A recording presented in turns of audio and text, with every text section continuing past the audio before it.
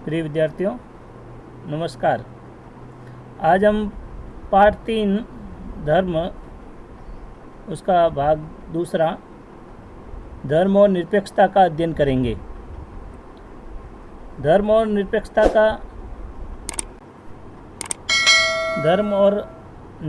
का अध्ययन करते हैं तो धर्म का मूल लक्ष्य है मानव मात्र की सेवा करना। धर्म का जो मूल लक्ष्य है वो है मानव मात्र की सेवा करना है। धर्म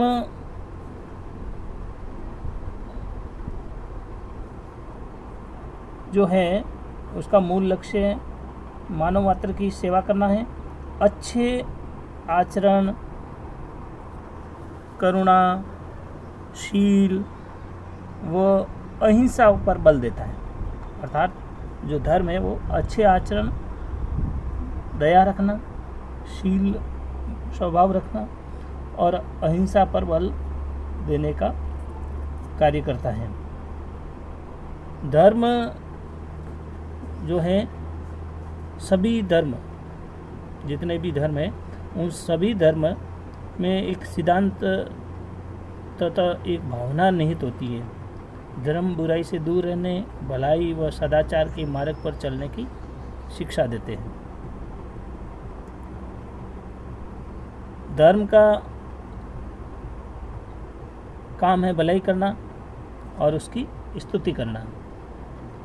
और धर्म और राजनीति का विवेकपूर्ण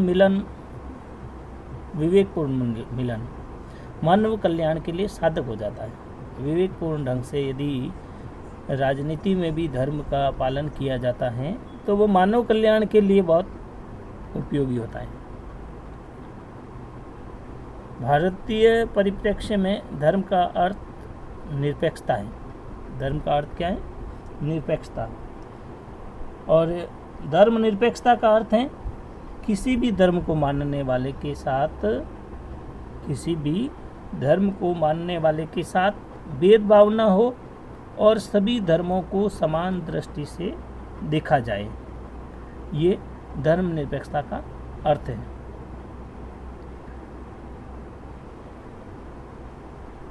धर्म और जैसे बताया, धर्म और राजनीति क्या है? इनका जब मिलन होता है, विवेकपूर्ण मिलन होता है तो मानव के कल्याण के लिए लाभकारी होता है। अब धर्म निरपेक्षता है। उन धर्म निरपेक्षता के कुछ आधार बताएं। धर्म जो है वो एक तो धर्मनिरपेक्षता संवैधानिक दर्जा प्राप्त है। संविधान की दृष्टि से धर्मनिरपेक्षता को कानूनन इसको दर्जा दिया हुआ है। धर्मनिरपेक्षता जो शब्द हैं वो सर्वत्र स्वीकार्य हैं, अर्थात सभी जगह सभी लोगों के द्वारा उसको स्वीकार किया हुआ है। मौलिक अस्मिता है, अर्थात व्यक्ति की मूल जीवन शैली के साथ जुड़ा हुआ शब्द है ये। और धार्मिक सहिष्णुता, यानी ये धर्म में भी सहिष्णुता लाने वाला, आपस में स्नेह और प्रेम बढ़ाने वाला शब्द है। एकम शत विप्राः बहुधा वदन्ति, अर्थात इसका जो अर्थ जोड़ा है वो भारतीय दर्शन के साथ इसका संबंध जोड़ा है। भारतीय दर्शन में मूल रूप से भारतीय दर्शन है जो एकांतवादी है, लेकिन वर्तमान में ये अनेकांतवादी देश बन गया। अर्थात ये जो धर्मनिरपेक्षता को संवैधानिक दर्जा देने के बाद भारत देश है वो अब एकांतवादी नहीं रहा। उसमें अनेक लोगों का उसमें भावनाएं इस देश के साथ जुड़ी हुई हैं, धर्म के साथ जुड़ी हुई है। इसलिए यह जीवन धारा है जो सहस्त्रों सालों से चली आ रही है। वर्षों से ये जीवन धारा चली आ रही है और इस जीवन धारा के निर्माण में सभी धर्मों व विश्वासों का योगदान रहा है। अर्थात ये जो विचारधाराएं वर्षों वर्षों से चली आ रही हैं। इस विचारधारा के अंदर सभी धर्मों के लोगों का विश्वास और सहयोग मिला है और इसी के आधार पर ये जीवन धारा चली आ रही है। इसके बाद आता है धर्म और नैतिकता। धर्म और नैतिकता। धर्म का मूल लक्ष्य मानव मात्र की सेवा करना है, अच्छे आचरण करना है, बुराइयों से दूर रहना है, भलाई करना है, इत्यादि बातें धर्म के अंदर आती हैं। तो धर्म और नैतिकता का भी मूल लक्ष्य क्या हो गया? मानव मात्र की क्या है? सेवा करना है। अच्छे धर्म, अच्छे आचरण, करुणाशील, ऐसी अच्छी बातों का बल देता है। और धर्म क्या करता है? हम सभी को बुराई से दूर रहने का और भलाई करना, अच्छे मार्ग पर चलना, ऐसी शिक्षा कौन देता है? धर्म देता है।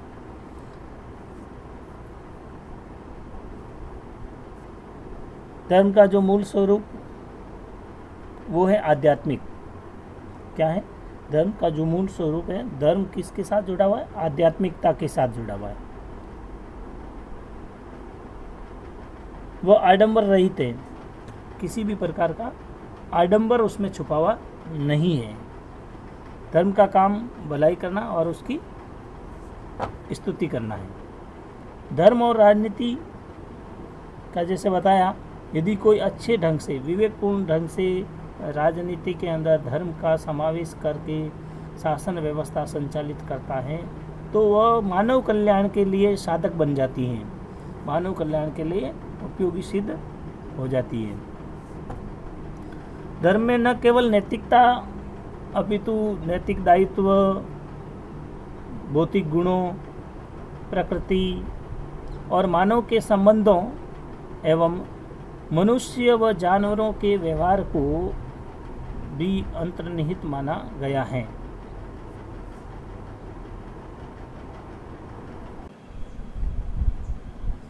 अंतर्निहित माना गया है।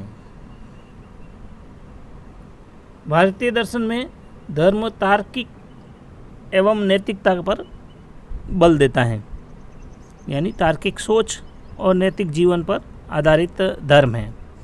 मूलतः यदि कोई धर्म अपने आध्यात्मिक पुरुषों द्वारा प्रतिपादित नैतिक मूल्यों का अवलंबन करता है, यदि कोई भी धर्म अपने आध्यात्मिक जो पुरुष हैं उन पुरुषों के द्वारा जो प्रतिपादित नैतिक मूल्य होते हैं उन नैतिक मूल्यों का अवलंबन करता है तो वह मानवता के लिए सर्वथा उपयोगी होता है। अर्थात जैसे धर्म के आध्यात्मिक जो गुरु होते हैं और आध्यात्मिक गुरु जो नैतिक मूल्यों को, जीवन आधारित मूल्यों को लोगों के सामने रखते हैं और उनका लोग अवलंबन करते हैं, अनुसरण करते हैं, तो वह मानव कल्याण के लिए उपयोगी होता है। लेकिन होता क्या है? दुर्भाग्यवश विभिन्न धार्मिक मतों और पंथों ने क्या किया?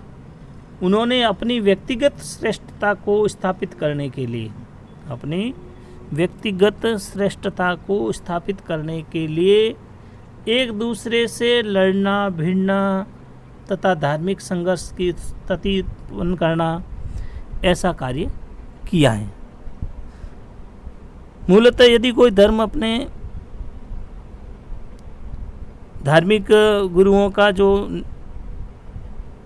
अनुसरण करते हैं वो धार्मिक गुरु मानव कल्याण के लिए जो नैतिक कर्तव्य होते हैं, नैतिक मूल्य होते हैं, उनको लेकर अपने धर्म को आगे बढ़ाना चाहिए। लेकिन हमने दूसरा देखा है कि अपना खुद का प्रभाव स्थापित करने के लिए, अपनी व्यक्तिगत श्रेष्ठता को स्थापित करने के लिए वे लोग धर्म की आड़ में एक दूसरे के बीच में क्लेश और वैमनस्य का भाव पैदा कर देते हैं, जो स्वयं के लिए तथा देश और समाज के लिए भी एक घातक सिद्ध होता है। इसलिए सभी धर्मों के सामान्य विश्वास व मूल्यों एक जैसे होने के बावजूद भी वे अभी तक धरातल पर आने को तैयार नहीं हैं। विभिन्न धर्मों के ज्ञान व मूल्यों का परस्पर आदान प्रदान विज्ञान से भी कहीं अधिक उपयोगी हो सकता है। विज्ञान से भी कहीं अधिक उपयोगी हो सकता है। एक वैज्ञानिक सत्य तब अधिक सुदृढ़ हो जाता है जब वह अन्य देशों में हुए शोधों से प्रमाणित माना जाता है। अर्थात एक वैज्ञानिक जब कोई आविष्कार करता है और अन्य देशों के शोधकर्ताओं द्वारा उनको प्रमाणित कर दिया जाता है, तब वह सुदृढ़ हो जाता है, उनकी जो सत्यता है उसके प्रमाण मिल जाते हैं। उसी प्रकार से धर्म के अंदर भी यदि सभी धर्म के लोग सामान्य विश्वास और मूल्य एक जैसे होने के बावजूद भी वह एक धरातल पर या एक शोध के प्रमाण जैसा हम बात कर रहे थे उस पर एक मत नहीं होने के कारण से ही परस्पर ये इस प्रकार का वैमनस्य भाव देखने को मिलता है। जिस प्रकार विज्ञान के क्षेत्र में कुछ भी विदेशी नहीं होता है, उसी तरह धर्म के क्षेत्र में भी कोई सांप्रदायिकता नहीं होनी चाहिए।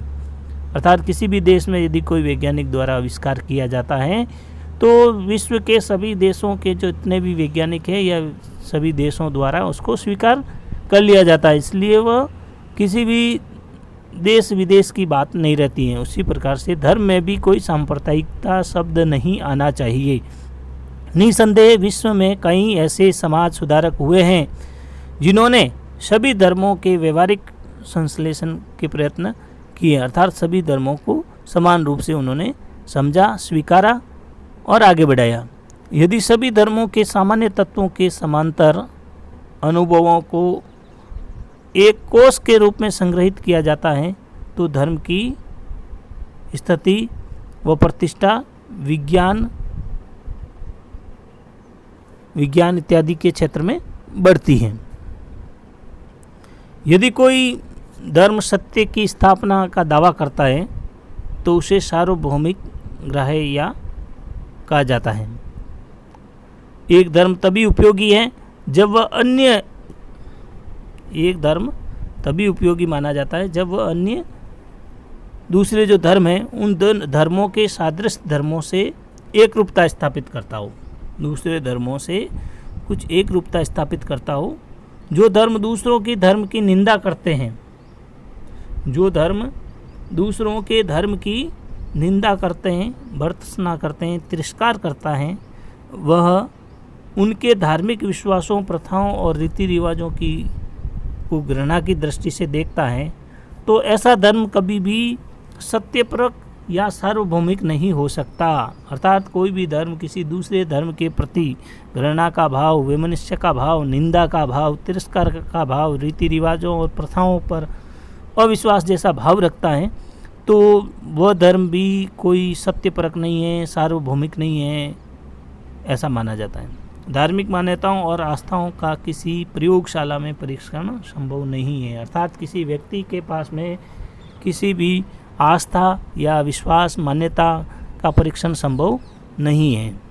वही धर्म श्रेष्ठ है जो नैतिकता के प्रमाण पर खरा उतरता है और लोगों के बीच में वैमनस्य का भाव न पैदा करके मानव मात्र के कल्याण के लिए प्रयासरत रहता है और उनके नैतिक विकास के लिए अग्रसर रहता है। वही सच्चे अर्थों में धर्म है।